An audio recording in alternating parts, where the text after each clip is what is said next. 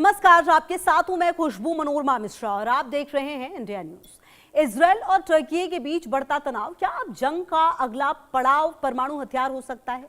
क्या प्रधानमंत्री नेतन्याहू तुर्की के खिलाफ एटम बम जैसे खौफनाक विकल्प तक पहुंच सकते हैं? सितारों की गणना क्या कहती है? क्या तुर्की पर मंडरा रहा है विनाश का सबसे बड़ा खतरा? आज के इस खास एस्ट्रो शो में हम इसी सवाल की कुंडली खोलेंगे, देखेंगे इजरायल के नेतृत्व, तुर्की की ग्रह स्थिति और आने वाले समय में बनने वाले ग्रह योग। क्योंकि जब दो ताकतवर देशों के बीच तनाव बढ़ता है तो सिर्फ हथियार नहीं, फैसले लेने वालों की मनोस्थिति भी बेहद अहम हो जाती है। तो क्या सितारे तुर्की के लिए किसी बड़े संकट का संकेत दे रहे हैं? क्या आने वाले समय में इजरायल और तुर्की आमने सामने आ सकते हैं? और सबसे बड़ा सवाल, क्या ये टकराव परमाणु खतरे की तरफ बढ़ेगा? आइए ग्रहों की चाल को समझते हैं, तुर्की पर कितना बड़ा संकट आने वाला है इसको समझते हैं और इस खास कार्यक्रम की शुरुआत भी करते हैं। जी हाँ, कार्यक्रम में मेरे साथ दो बेहद ही जाने माने ज्योतिषी, जिनसे हम पहले भी कई बार कई मुद्दों पर बातचीत कर चुके हैं। मेरे साथ आचार्य सुमित, बहुत स्वागत आपका। डॉक्टर नीति शर्मा जी, आपका भी बहुत बहुत स्वागत। तो कहीं ना कहीं जब हम इस कार्यक्रम में बढ़ते हैं तो डॉक्टर नीति, मेरा पहला सवाल आपसे ही होगा। पहला सवाल ये कि अगर इजरायल की बात की जाए और नेतन्याहू की बात की जाए, इजरायल अभी फिलहाल दो मोर्चों पर लड़ रहा था। कहीं ना कहीं ईरान उसके टारगेट पर है क्योंकि उसे हमास खत्म करना है, हिजबुल्लाह खत्म करना है, हुती आतंकवादियों को खत्म करना है। लेकिन अब ये जो नया एंगल तुर्की का आया है, क्या सचमुच इजरायल इतना मजबूत है कि वो साथ साथ तुर्की को लेकर चलेगा या यहां पर भी उसे अमेरिका का सपोर्ट मिलेगा? देखिए, सबसे पहले तो समझने की आवश्यकता, युद्ध की स्थितियां किस किस दिशाओं में ज़्यादातर बनती हैं। युद्ध के लिए चार ग्रह बहुत ज़्यादा डोमिनेटिंग होने चाहिए किसी भी देश की कुंडली या किसी भी लीडरशिप की कुंडली में। सबसे पहले तो मंगल, जो कहीं ना कहीं अग्नि का कारक है, वेपन्स का कारक है, युद्ध का कारक है, सेना का कारक है, सेना के विस्तार का कारक है, विस्फोट का कारक है। दूसरा शनि, जो कहीं ना कहीं आपकी जनता को दिखाता है और एक प्रकार से विपत्ति का कारक है, कहीं ना कहीं आपकी निराशावादी और लॉन्ग टर्म इफेक्ट्स जो है वो शनि की दृष्टि या उसकी प्लेसमेंट दिखाती है।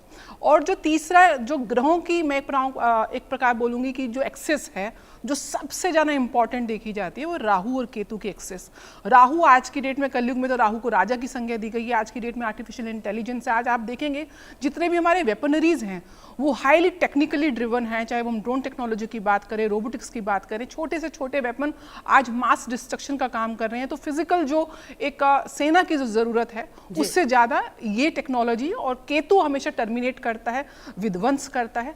तो ये जब दशाएं हम देखते हैं, इसराइल की अगर मैं बात करूं तो 14 मई 1948 4 बजे तेल अवीव का जब उसका इंडिपेंडेंस अनाउंस करी थी, उसके हिसाब से उनकी जो तुला लगन बन रहा है, तुला लगन में मैंने जैसे बताया केतु विराजमान है, राहु उनके सप्तम भाव में विराजमान है। फिलहाल इजराइल की राहु की ही महादशा चल रही है। सप्तम भाव क्या दिखाता है? ऑपोजिशन दिखाता है। कहीं ना कहीं सप्तम भाव आपकी टेरिटरीज को भी दिखाता है।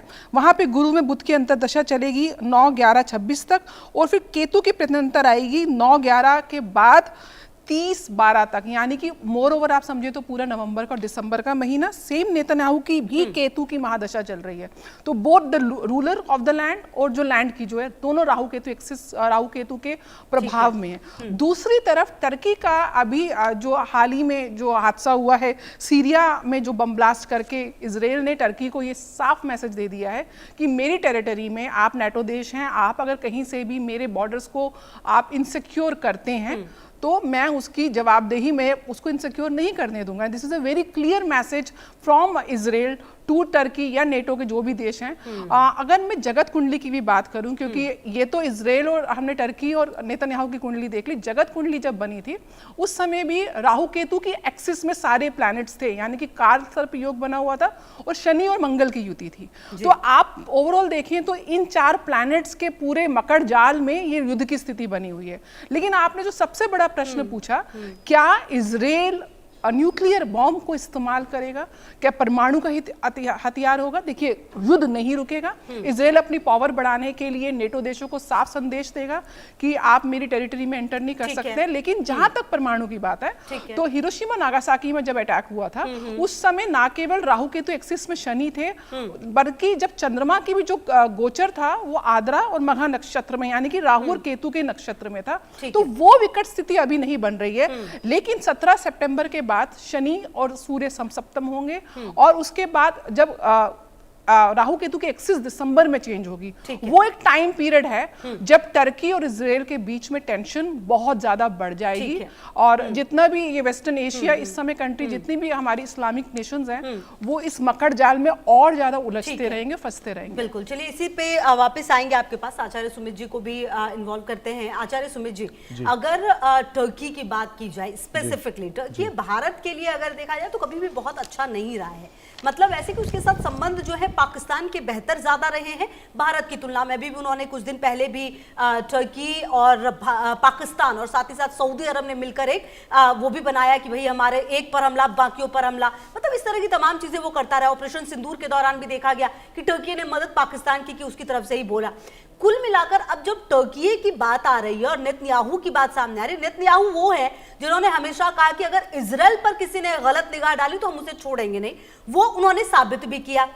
क्या अब टर्की का भी वही समय आता हुआ आपको नजर आ रहा है? और कुल मिलाकर क्या दुनिया में युद्ध अब बहुत ही नॉर्मल होता चला जाएगा कि अच्छा चलो ये युद्ध ये चल रहा है, अच्छा चलो ये युद्ध ये भी चल रहा है, क्या ऐसा होता हुआ भी नजर आ रहा है आपको?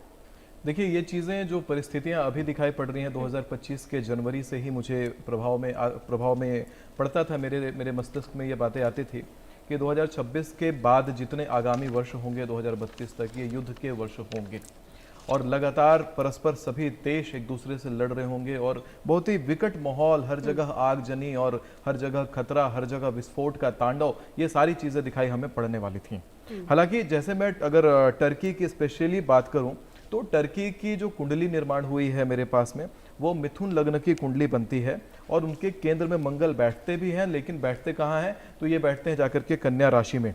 और इसको मैं अगर कंपेयर कर रहा था इजराइल की कुंडली से, तो जो इजराइल का मैंने कुंडली बनाया है 14 मई 1948, लेकिन मैंने समय, चूंकि ये समय मैंने प्रश्न कुंडली के अनुसार अभी का समय लेके मैं चल रहा हूँ, तो वहाँ वृश्चिक का बन रहा है। अब आपको ये जानकारी होगी कि इनके केंद्र में मंगल बैठते हैं, दसम भाव में मंगल बैठते हैं, कर्म भाव में मंगल बैठते हैं।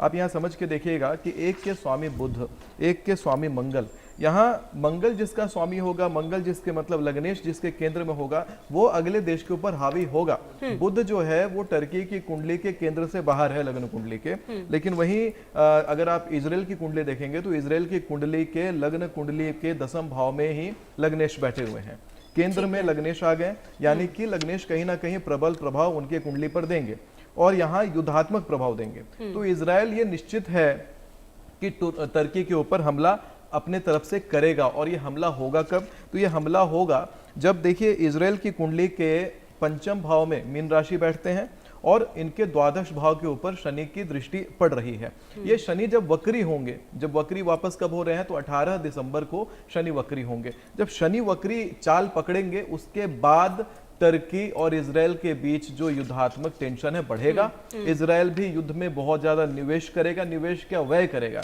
यानी कि इजराइल के जीवन में एक प्रकार से उस देश के अंदर में बहुत ज्यादा युद्ध के प्रति व्यय का भाव खुल जाएगा, क्योंकि द्वादश भाव जो है व्यय का स्थान भी है एक प्रकार से, और वहां पर जो दृष्टि पड़ेगी शनि की वो पड़ेगी तुला राशि के ऊपर। तुला राशि में शनि की वक्री दृष्टि पड़ना एक प्रकार से उनको युद्ध के सामग्री में, लोहा लक्कड़ में, मिसाइल में, तोपों में निवेश करवा देगी। और यहाँ पे टर्की के साथ में जब विपरीत प्रभाव दोनों कुंडलियां बना रही हैं, एक दूसरे की कुंडली को जब मैंने बनाया था तो बटर पेपर पे बना के एक दूसरे की कुंडली को ऊपर रखा, एक दूसरे के, मैंने देखा कि किस प्रकार का विस्फोट बनाता है। अमूमन विवाह की कुंडलियों में ऐसा मैं करता हूं, तो मैंने ये देखा कि दोनों की कुंडलियां मिलकर के विस्फोट करवा रही हैं जबरदस्त, और हावी हो रहा है इजराइल टर्की के ऊपर। टर्की को संभलने की जरूरत है, आपको इजराइल से नहीं टकराना चाहिए। लिटरली बता रहा हूँ, टुकड़े टुकड़े हो जाएंगे टर्की की, ये गारंटी मैं आज लिख के देना चाहता हूँ। और कहीं ना कहीं डॉक्टर नीति, एक बात ये भी है, जब भी बात हम इजराइल की करते हैं और जो बात आचार्य सुमित भी कह रहे हैं, उसके पीछे ही अमेरिका है। आप देखिए ना कि ये जो जंग हुई उसमें कई बार अमेरिका चाह रहा था कि ये जंग थोड़ी सी रुक जाए, जो ये ईरान, इजराइल और अमेरिका को, लेकिन इजराइल था वो कभी माना नहीं, उसने लेबनान पर हमला नहीं छोड़ा क्योंकि वहां पर तमाम आतंकवादी थे।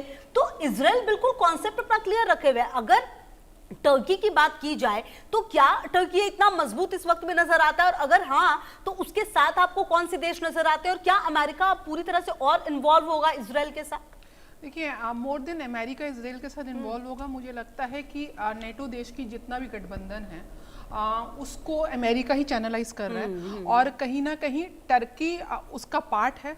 और इस समय तो टर्की के साथ पाकिस्तान और जो मुस्लिम देश हैं वो कहीं ना कहीं एसोसिएशन करके इजराइल पे हावी होने का प्रयास कर रहे हैं। टर्की की जो कुंडली, जैसे मैंने बताया कि मिथुन लगन की कुंडली है और चंद्रमा बैठे हुए हैं और आद्रा नक्षत्र, आद्रा नक्षत्र का अर्थ है, एक तो राहु का नक्षत्र है, अपने आप में विस्फोटक है। मैं बार बार बोल रही हूँ, बिना राहु केतु के ये जो एक वॉर की भूख है, राहु को अगर आप समझने का प्रयास करें तो दानव है जिसका केवल सर है, सर है, धर तो है नहीं।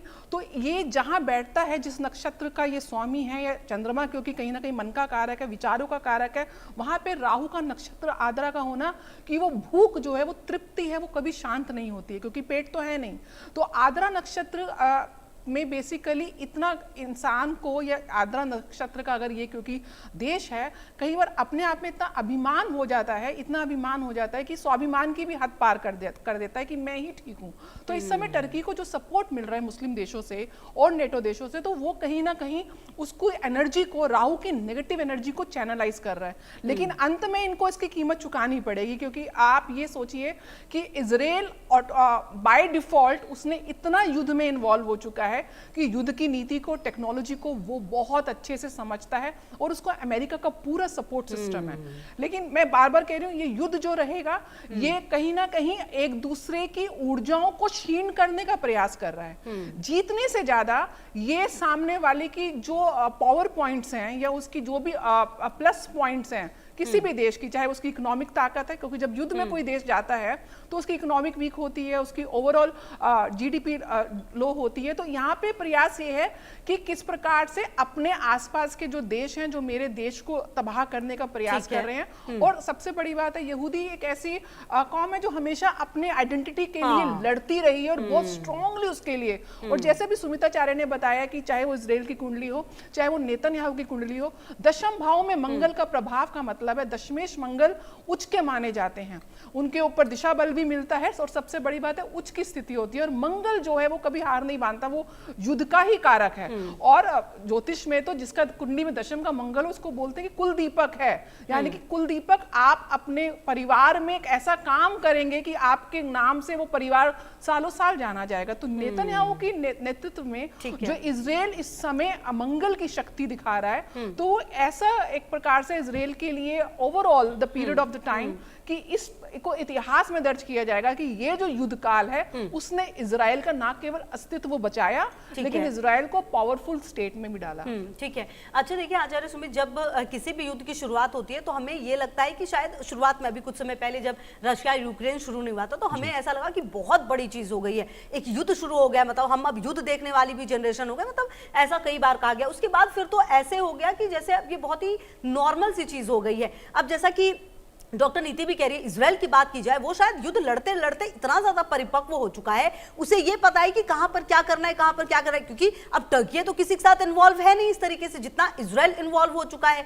तो क्या आने वाले समय में इसका फायदा इजराइल को मिलेगा? और दूसरी बात, अगर ये युद्ध शुरू होता है तो भारत के प्रोस्पेक्टिव से आप इसको कैसे देखते हैं, क्योंकि टर्की के साथ संबंध भारत के बहुत अच्छे नहीं रहे हैं अभी तक। देखिए, दक्षिण के सभी देशों का और पश्चिम के सभी देशों का सीधा सपोर्ट इजराइल को मिलेगा। और चूंकि मंगल का लग्न लेकर के इजराइल खड़ा होता है और एक प्रकार से देखा जाए दशम का मंगल है, कर्म भी उसी के अनुसार करेगा। तो पश्चिम के जितने भी देश हो गए, दक्षिण के जितने देश हो गए, जिनका संबंध शनि से हो, जिनका संबंध मंगल से हो, उन सभी देशों का सपोर्ट इजराइल को मिलेगा। दीदी ने बड़ा अच्छा एक बात बताया अभी कि जो टर्की है वो आद्र नक्षत्र का बना हुआ था, आद्र नक्षत्र में ये उत्पन्न हुआ। तो आद्र नक्षत्र, आद्र मतलब क्या? गीला। अब ये जो मिडिल ईस्ट है, मेरे दिमाग में अभी बात क्लिक हुई है, मिडिल ईस्ट जो पूरा एरिया है, जितने यमन देश हैं, जितने मुसलमान देश हैं, ये सभी किसके तृप्ति के लिए दौड़ते हैं? तो पानी की तृप्ति चाहिए इनको, पानी की कमी है और हर जगह रेगिस्तान है, मरुस्थल है। तो मरुस्थल के जितने प्यासे हैं सब कुएं की तरफ दौड़ आएंगे। तो आद्र नक्षत्र का जो तुर्की है उसके तरफ सब सपोर्ट दिखाते हैं। और ये गौरतलब है कि मुसलमान राष्ट्रों का ज़बरदस्त सपोर्ट मिलेगा, तो वो एक स्थिति इतनी गंभीर बनती हुई दिखाई पड़ती है आने वाले समय में, और वो ज़्यादा देर नहीं है। 18 दिसंबर के बाद स्थितियां ऐसी गंभीर बनती दिखाई पड़ती हैं कि सभी मुसलमान राष्ट्र एक तरफ तुर्की के साथ खड़े होते हुए दिखाई पड़ेंगे और जितने इधर इधर पश्चिमी देश हैं, जितना पश्चिम और पाश्चात्य संस्कृति को फैलाते हैं, वो सब एक तरफ से इजराइल के साथ खड़े होते हुए दिखाई यहाँ पड़ते दुनिया हैं। दो हिस्सों में मतलब बढ़ती हुई नजर आ रही एक है प्रकार आपको। से ये जो दो देश हैं ये एक्सिस का काम कर देंगे, दुनिया को बांटने के जैसा। लेकिन हाँ, तुर्की उतना बड़ा एक्सेस नहीं बनेगा, वो एक निमित्त एक्सेस, क्योंकि कारण यह है कि ये इसका जो लग्नेश है उतना प्रभावशाली नहीं बन रहा है, इसका लग्न उतना बलवान नहीं है कि ये पूरे दुनिया के प्रभाव को खींचे। लेकिन इजराइल उस प्रभाव को खींचता है। कुलदीपक योग सच में उसके कुंडली का जो है वो एक प्रकार से एक मिडिल ईस्ट में जलता हुआ चिराग के जैसा काम कर रहा है और पश्चिम को खींचेगा। मतलब एक तरफ से पूरा एक अलग युद्ध का एक कह सकते हैं अक्ष बिंदु बन करके इजराइल खड़ा होगा और हमेशा लड़ेगा, वो किसी को छोड़ेगा नहीं। जो उसके तरफ आंख उठा के देखेगा उससे लड़ेगा और जीतेगा। जो भी इजराइल के तरफ दौड़ता है मारने के लिए उसको मुक्की खानी पड़ती है, चाहे वो अमेरिका हो चाहे कोई और देश हो। जो भी उसके अगेंस्ट जाना चाहेगा उसको वहां पे हार का सामना करना पड़ेगा। फलस्तीन का हाल आप सभी ने देखा है। ठीक है। अच्छा डॉक्टर नीति, जो बात मैंने अभी एक ये भी कही कि अगर भारत की बात की जाए, युद्ध कोई सा भी हो, आप उसमें इन्वॉल्व हैं नहीं है, लेकिन असर आप पर पड़ेगा। हम इस पर इन्वॉल्व तो थे नहीं इस वाले युद्ध में जो इजराइल ईरान और अमेरिका के बीच में, लेकिन कहीं ना कहीं असर हम पर पड़ा। हमने महंगाई भी देखी, हमने ये भी देखा कि समोसे जो है वो किस तरीके से दाम बढ़ गए, चाय के दाम किस तरह से बढ़ गए, ब्रेड के दाम किस तरह से बढ़ गए। तो कुल मिलाकर मेरा कहना यह है, युद्ध कोई हो असर तो पड़ता है। अगर ये तुर्की और इजराइल अगर लड़ पड़े सीरियसली ऑन सीरियस नोट, जैसा कि अभी ये युद्ध चल रहा है अमेरिका इजराइल और ईरान का, तो क्या परिस्थितियां आप भारत में फिर चेंज होती हुई नजर आ रही है आपको? सीधा सीधा अगर थोड़ा रोक रहा हूँ, समोसा कैसे मेंशन किया आपने खुशबू? अरे मतलब जो समोसा 10 रुपए का मिलता था वो 15 का हो गया मेरे कहने को। चाय जो हमें 5 की मिलती थी हमारे ऑफिस के बाहर वो 10 की हो गई। ब्रेड जो 40 का आता था वो 45 का हो गया। तो महंगाई कहीं ना कहीं इस तरीके से बढ़ी और उसका असर तो आम लोगों पर निश्चित आया रूप से स्टेट ऑफ हॉर्मुज में इतनी चीजें जहाज रोके जा रहे हैं, तो ओवरऑल तेल का आने वाले टाइम में तो और मुझे पता है कि राइज होने वाले हैं, चाहे क्रूड ऑयल हो चाहे पेट्रोलियम के प्रोडक्ट्स हो, खाने पीने का सामान हो। मैंने जैसे बताया शनि और सूर्य जब सप्तम होंगे सितंबर में, और अभी 28 तारीख को ग्रहण भी है, तो ओवरऑल अगर आप देखें तो पूरा विश्व जो है, और जैसे मैंने बताया जगत कुंडली ही कालसर्प योग के समय उत्पन्न हुई थी और उस समय शनि मंगल की युति थी। तो ये ऐसा कि एक विनाशकारी काल जरूर चल रहा है। जहाँ तक भारत की बात है, निश्चित रूप से भारत को अपनी जो अंतर्राष्ट्रीय राजनीति कूटनीति को बहुत ज़्यादा शार्प करना पड़ेगा। अभी हाल ही में पता चला है टर्की, यूएई और पाकिस्तान ने एक स्पेशल नेटो और गठबंधन किया है कि वो एक दूसरे को सैन्य सुविधाएं देंगे, और मैं रिटेलिएशन भी देख रही हूँ। अभी सितंबर से लेके दिसंबर के महीने के बीच में हमारे बॉर्डर्स पे, भारत के बॉर्डर्स पे पाकिस्तान सीज फायर का उल्लंघन कर सकता है। बहुत संभावनाएं हैं both eastern north eastern borders पे और नॉर्थ वेस्टर्न बॉर्डर्स पे।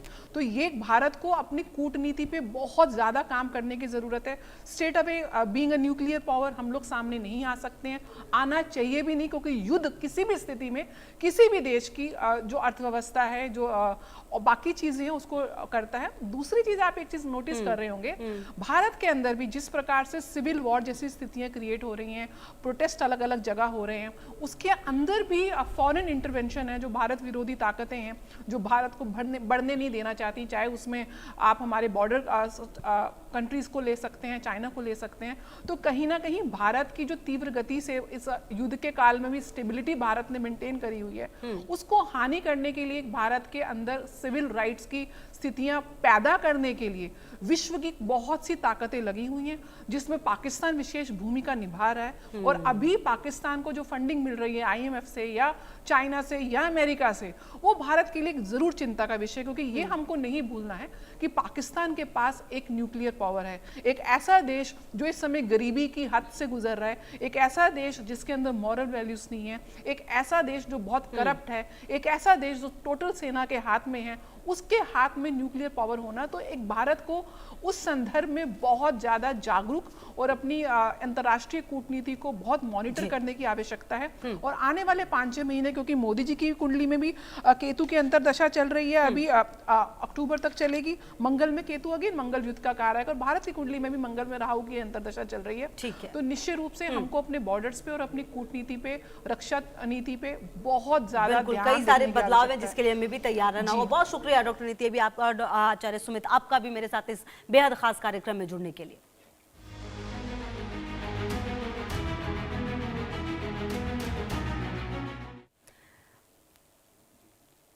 और इसी बीच एक बड़ी खबर आ रही है, जापान के होकाइडो इलाके में भूकंप